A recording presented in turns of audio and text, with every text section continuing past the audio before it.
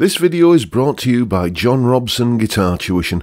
If you enjoy the content, please consider supporting the channel by enrolling on a course, purchasing some guitar lessons or a t-shirt, or you can join my Patreon. Now, on with the show. Hello chaps, welcome once again to John Robson Guitar Tuition. As always, I do hope you're well. Okay, it's Tuesday, which means we're doing a top 5, and today I thought I would talk about the top 5, in my opinion, classic songs which are, so strongly associated with a particular use in a TV show or movie that, in many people's minds, I would wager, these songs have become synonymous with that particular TV show or movie. And in many cases, I'm prepared to bet that many people think that that song was written for that particular use, or it's the first time people heard that particular piece of music.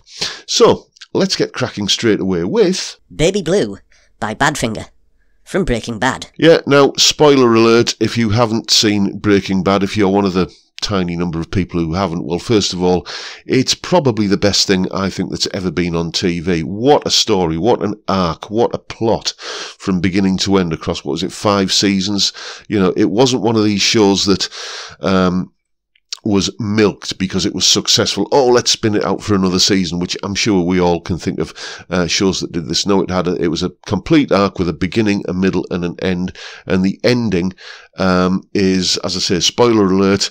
Don't watch the clip that I've linked down below because it kind of gives away the ending, because it is the ending. It's used at the very final scene of the very final episode of the final season, and because of the narrative of the plot, because of the storyline, this piece of music is just superbly chosen to fit the way the story ends. I was vaguely sort of aware of Badfinger, and I knew songs like Come and Get It, and what was the other one that they did? They did the Nilsson song, didn't they? Without You, that was what it was called. They did the original version of that, and I sort of knew this one, but it was like one of those songs that you haven't heard for many a year, and you forget about it, and then you just hear it again, watching this show, and it was just absolutely magic combination of music and plot line. So there you go. That's why this one had to be on the list. Next, Bohemian Rhapsody by Queen from Wayne's World. You cannot talk about iconic uses of songs in movies and TV without mentioning Bohemian Rhapsody in Wayne's World. How many of us, I'm sure there's probably a few, when we've been 4 up in a car and that song has come on, we've done the headbanging thing, haven't we? We've all done it, yes. I started teaching guitar in 91 and this movie came out in 92. And when you become a guitar teacher, you inevitably spend a lot of your time teaching youngsters, kids, how to play the first chords on the guitar. So in 1992, I was getting a lot of, 9, 10, 11-year-old kids who weren't alive in the 70s, who were wanting to learn to play this Queen song from 1975, purely because it was used in this movie. Classic case of what I was talking about earlier, the use of a piece of music in a particular movie is the introduction to that piece of music for many people, and it gets it an entire new audience. So, just one of the classic uses of a song in a movie. Had to be on the list. Next, Jessica by the Allman Brothers Band from Top Gear. Right then, ask any UK resident who isn't a musician, who the Allman Brothers are, and you'll probably get a blank look. It's different when you're talking to musicians, especially guitar players who are into classic or bluesy, country, southern rock sort of stuff. But ask any non-musician, or civilians, as I call them, who the Allman Brothers are, and they won't have a clue, I'll guarantee it. But then, mention the Top Gear theme. and suddenly, their eyes light up and they go, oh yes, I know that.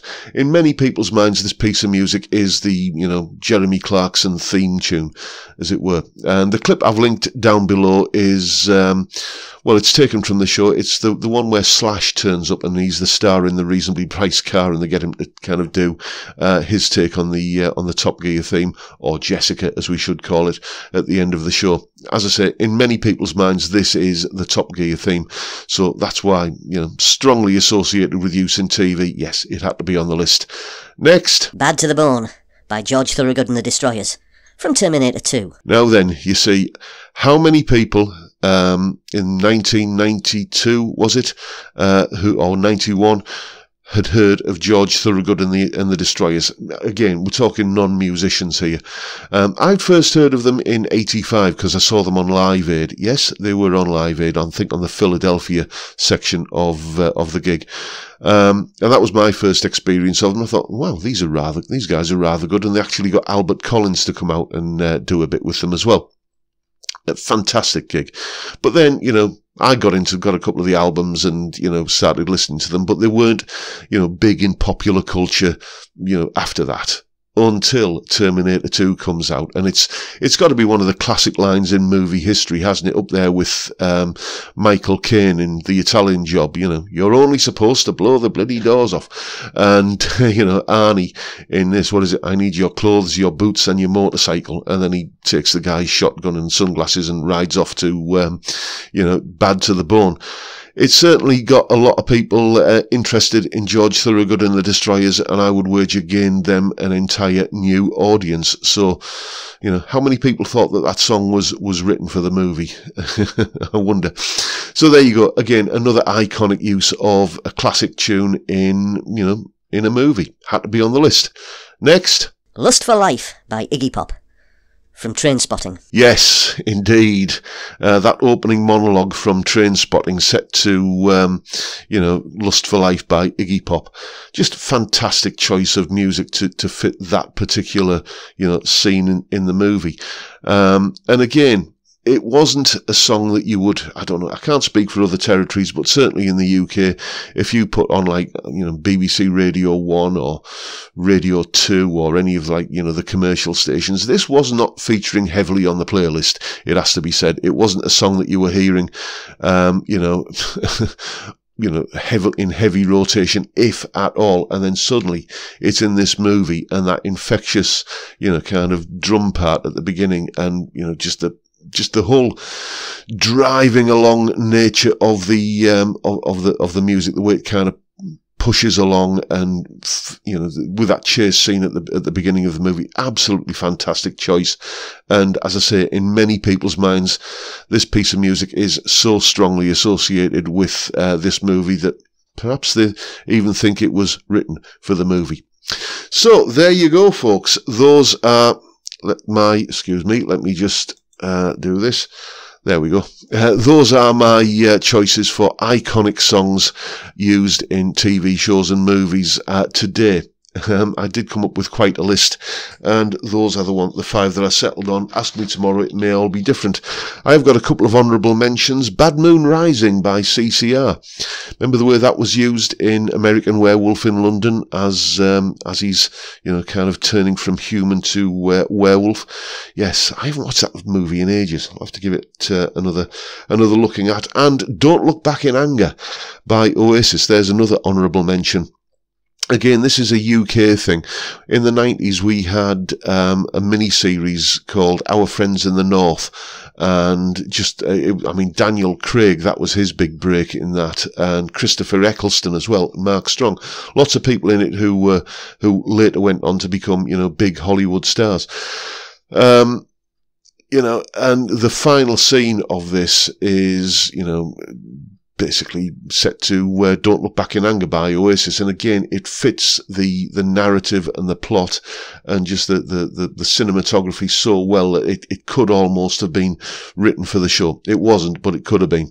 So there you go, folks. That's the list. Let me know what your list is down in the comments if you have one.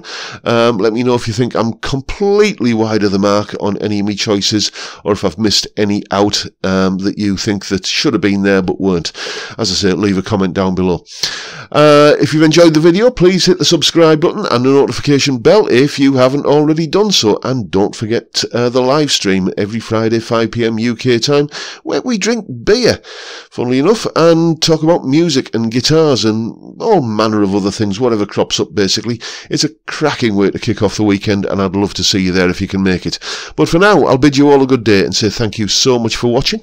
Thank you for your time. Look after yourselves, folks. Stay well, stay safe, and above all, stay sane. Bye for now.